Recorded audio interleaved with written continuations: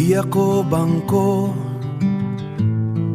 na maraming nakatagong pera at ginto. Di din ako ATM o makina na kahit anong oras pag pinindot mo may lalabas na pera. Abroad ay salita ng mga taong nangangarap na maipsa ng salitang hirap.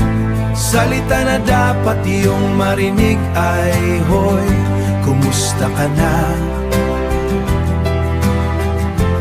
Di ba magaan sana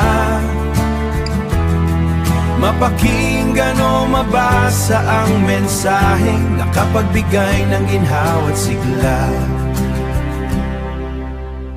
Pagod, gutom, hirap, sakit, pangulila, mga wikang aming nilalabanan. Huwag naman umabot na mawala pa pati aming katinuan. Akala ng iba makwarta ka na dahil nasa mayamang bansa ka. Kaya kung makapagtanong sila, hoy, asaan na iyong padala o ayuda? Salita na dapat iyong marinig ay, hoy, kumusta ka na? Di ba magaan sana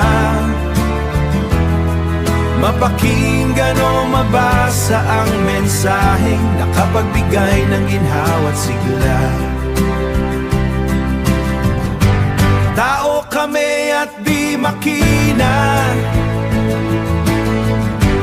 kahit kayo't galabaw pa. Wala kaming ibang hiling kundi ang salitang unawa. Salita na dapat iyong marinig ay, hoy, kumusta ka na? Di ba no mabasa ang mensaheng nakapagbigay ng ginhawa at sigla? Kay paalam namin, kami ay tao, di bangko.